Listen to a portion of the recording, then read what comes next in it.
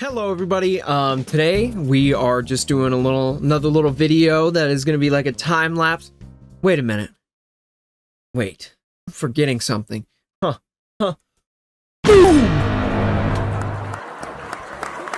Check this out. Really crappy green screen from Amazon. That's gonna suck, but like, hey man, kind of an upgrade. Look at this. Now I can be one of those YouTubers that's like, and I'm like, yeah, see, this thing sucks, but like, it's a start. Look, anyway, I can be one of those YouTubers that's like, and I'm like, and now I'm tiny in the corner. Okay.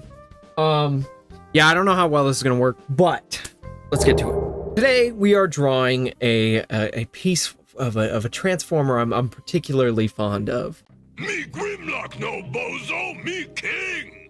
So, going into this drawing, use kind of the same pens that I always do. The Furunosuke brush pen was a heavy hitter in this one, as always.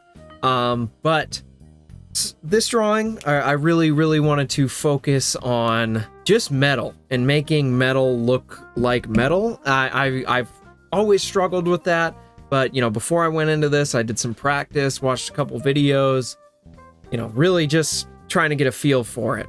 So going into that, as you can see on the arm here, I'm trying to stagger my cross hatching, kind of going in and out of really thick lines and you know, very close together, to spacing them out and then back to close together. And I kind of do that throughout this whole piece here. I'll point it out a couple more times where I think it's really done well. And right now we're just working through, as always, little bit of at a time for the drawing. I think that's a really great way to isolate what you're working on and make sure that you're getting all the detail that you can. On this drawing, I also really wanted to prioritize trying to make as straight a line as I could without anything like a ruler. I actually think I did a really good job. I think the lines on this drawing are very crisp. So back into the metal shading, you can see that I'm all focusing it in one direction. And as far as I know, that's kind of the way to do it. Kind of gives, because you know, when you're looking at metal, it all has that flow. Almost, it's not like a liquid, but the shadow kind of moves like a liquid. That's how I treat it. But it's all kind of going in one direction. So as you can see, like on the neck here, I'm pushing all those shadows downwards, but also sideways, like diagonal, like this. So the way I was looking at this drawing while I was shading it was definitely like the in my mind perspective was at a tilt like this, like that. I know I just said that, but I had to explain it again. Here is going to be a spot where I go back and change it a little later.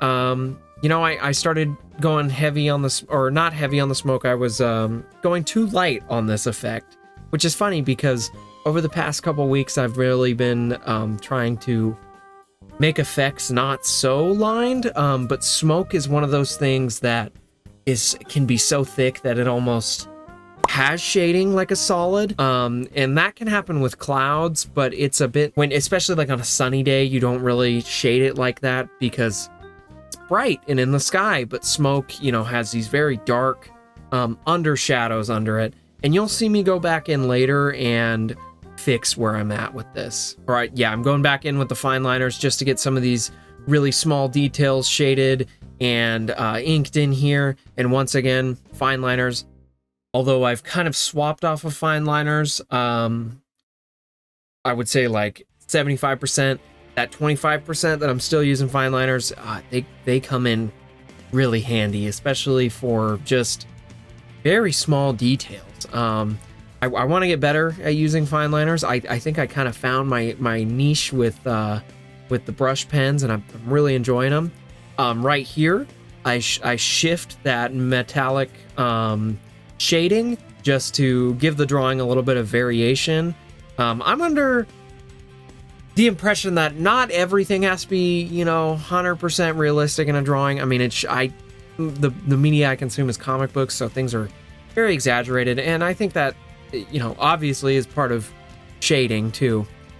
But I also think that I did make it look believable in terms of how this is shaded here, with how the lines would be going in and out of the dark reflections and the light on the. I think it looks really good at the end result, and you guys will see that at the end because you're going to watch All the way through, right? Okay, going back in with the fine liners here to really like detail the teeth. I really love using fine liners for stuff like this. I guess what I was doing right there with metal, I also personally like to do this thing where I go in after I do all the shading and I just try and do like little streaks to like show how this metal is shaped. And I don't know if I think I'm going to try and like refine that a bit more. I don't know if it looks unprofessional or like not very planned, but who cares? Who cares? Does it look good? I think so. I think it looks pretty decent. But doesn't matter what I think.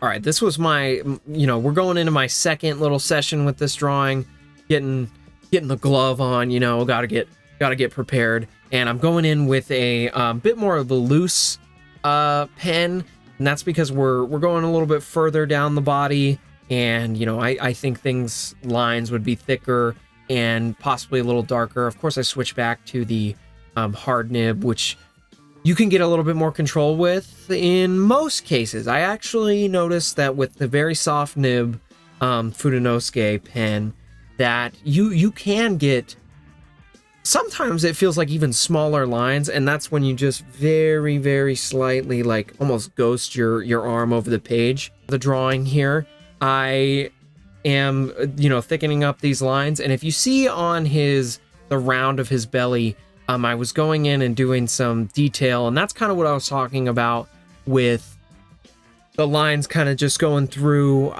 little tiny details that speckle it in. And I'm also doing that to give it some more texture to the character itself, because, Grimlock's like, he's a T-Rex, so like, he's gonna get a little bruised up. And right now, what I'm doing in this drawing with the symbol is something I would say I struggle with a lot. And that is like doing insignias, doing stuff on drawings like emblems. And I think I just struggle with the symmetricality of it, as well as it being really small. You know what else I'm struggling with? I'm hoping this is really cool, but I can't back up or move around at all. So I'm going to have to get pretty used to that, because I like to move around while I'm recording. So going back onto here, this is more silver part of the arm, so I think the highlights would be quite a bit more pronounced, and I think I kind of leave this alone a little bit more rather than putting those little specks of detail on there. Metal, again, is a confusing thing to work with, because all different kinds of metal have all different kinds of texture, and all different kinds of metal with all different kinds of texture have all different kinds of lighting. So that's just one thing to keep in mind for you and for me. Will I keep it in mind? We'll see. We'll see. I will. I hope so. I want to. Okay, and coming down to the leg, I didn't try to like foreshorten this drawing a lot. I do like to foreshorten my drawings, and a lot of my drawings do have a foreshortening effect, I would say, where I try to do it where like a foot is really far forward or an arm is like, that, and you got to get that like really cool perspective. But I don't like to do it with every drawing. I think when sometimes I read these things or I look at some art, and every piece, maybe not like art, but like in comics, but when every panel is foreshortened, and everybody's like, or like, it can kind of like not water down the art, but it can make it less special. So I like to use it sparingly, if that makes sense. Now we're going back to that very directional lighting. And the leg was kind of an interesting thing because it's got a lot of indents and stuff like that. So I went in with the brush pen, the very loose brush pen, and made those deeper indents a lot darker, and the reflections on them less hatchy and more of a solid black through it. That's something I think I've been getting really good at, is learning what kind of shading to put where. Anyway, I like to break up the different kinds of shading that I do, and it really adds a lot of different line weight to the drawing, and I think it's really been making my drawings a lot more visually interesting, because there's a lot of different variation when it comes to these lines. Like right now, I'm back in with the brush pen because this is a much deeper spot on the leg, and a lot more of it would be black. Again, it's still something I'm learning here and there, but I'm always trying to keep in mind, if that makes sense. And it's been fun, you know. It's been really fun to kind of see my art progress in what has felt like such a short amount of time, because comparing this piece and what this piece is to a GRIMLOCK piece, and I'll do a comparison later in the video. Anyway, comparing my art to even just a year ago, 6 months ago, 2 years ago, there's been a lot of progression, and it's just been like, you know, of course it's over time skill, but it's really cool to look at. And I hope that you guys, if you are looking at your art from a year ago or 2 years ago, 3 years ago, 4 years ago, you look for that improvement, and you look for what you like more about your drawings now compared to then. But I also want you to look at what you liked about your drawings then compared to now, because there are some things we can lose. I think personally, I can't think of anything. I'm gonna be honest. I think my ego thinks I'm a way better artist now than I was. I am. Okay, so now we're moving on to the tail, and here I actually broke out a 0.10 or a 10 micron, a 10, and I barely use that anymore, but in some cases it does come in handy to have that solid, thick black line. I like using it sometimes. Here I noticed that I forgot to do the rest of the foot, and you know, that's kind of the good thing about doing a piece again in sections, because you'll move on to another section and you can still look back at that other one and go, oh, I missed something. But you know, I guess you pick up on what you miss a little easier, because since everything else is not inked, or you know, the drawing's not fully outlined and finished, you can kind of more easily see, hey, need to work on this spot more. So back to what I'm working on here, I'm blacking out the bottom of the tail, because that part would be very dark. I think I did the solid blacks on this piece super well, and I think I'm getting good at this solid black thing when it comes to what part of a drawing, especially when you, so say like my arm, you know, here, all very lighted and stuff like that, and here I would just almost all the way black out this part right here. I guess what I'm saying is getting better at not having things be so confusing when you have these poses that are all posed up in front of each other, you know, these characters overlapping their bodies, and just things in general.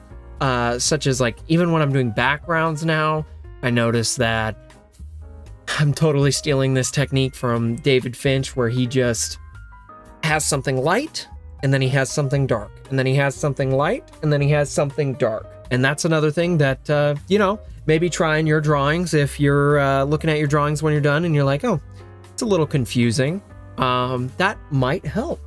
So here, I did not go in with the brush pen, and I don't know if you notice that. I mean, you can see it right here, because I'm getting just some very kind of hot. Getting some very, like, specific black spots in here that I want to be very dark, but I definitely used it less on this leg because it is more in the light. And again, lighting is just something you gotta keep in mind. If not in your sketching process, which I think you should, definitely in your inking process. Lighting is probably like the biggest thing when it comes to inking, especially if you're doing comic style art. Yeah, details and stuff are important, but really getting that depth with your inking, focusing on how the light is hitting something, can really make all the difference. Here, I do think I fudged it a little bit with his knee. It kind of shifts a little bit, but it's not noticeable, I don't think, when you're really looking at the drawing, unless you were really critiquing it. I don't think it's super noticeable, and honestly, it was something that I thought, you know, if I go back and try and fix this, try and black something out super hard, it might look a little weird. Maybe I could have fixed it by taking that black and bleeding it onto the knee just a little more, but really didn't want to risk it. Understand, sometimes you got to take risks in your drawings, but you also got to know when to play it safe. And right there, I think I did a good job at playing it safe. And we're just about done with the body. I think, yeah, we're moving on to the tail right now. And the tail, I was actually really excited to do because it's this round surface that's curving, and it's just gonna have that cool metallic cross-hatching all the way down through the tail. And I think I did kind of a killer job here. I think it looks really good for what I did. And now, of course, you know, I'm going back through, just picking out some little details that I want to put in. Scratches, you know, little divots in the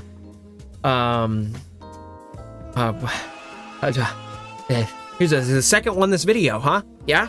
Okay. Picking out some little divots in the metal and just kind of making the drawing pop a little more, and fixing it to my liking, if that's what I could say, putting some garnish on it. And that's something I've noticed I've liked to have done in all my drawings so far. I like to just put a little garnish on it, you know, and I recommend that for you too. If there's that last little minute detail, you're like, oh, let's put that on there. Boop. Let's put that on there. Eep. Oh, and then here. Boop. All right, and then here I did more smoke, and you know, I'm still kind of bad at doing these effects. I am really trying to work on how to shade them, and it's really confusing with something like smoke, because again, it's like a cloud, but it's also more like a solid, because smoke is just so much thicker, and you gotta really darken out some of these spots. But I went it back in with the brush pen, you know, got some of those darker spots lined in there. I really like using the brush pen for things like this because smoke's a very unpredictable thing, and you know, so is this brush pen at times. Once again, just putting a little bit more black on the page, and we're just about done with this drawing. Putting in just some and then right there, yep, just got to ink the shoulder. Once again, sectioning. And here's our final little zoom out of GRIMLOCK.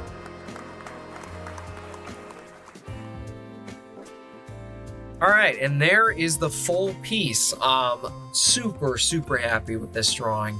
I think it's another contender for one of the favorites of the year, which is surprising to say. I really wasn't expecting to even draw this. It was kind of a spur of the moment one, and that's kind of been the case for like my last couple favorites. But yeah, I think if I could pick anything out in particular that I really like about this drawing, again, I think I did the metal shading really well. I actually liked the smoke in his mouth. I think I got just the right amount of black on this side here.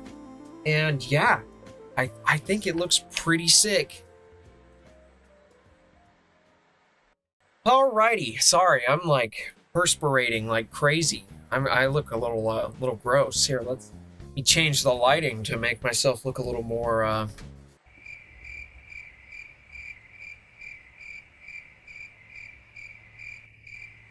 little more gorgeous, I guess. Yeah. What am I doing? Okay, so we're definitely gonna be working on this green screen thing. I'm sorry, it kind of sucks. Maybe I will be getting one of those ones with the like border in it, so it's a lot more flush. I think that might be the case, but at least I got a banner holder out of this. That's cool.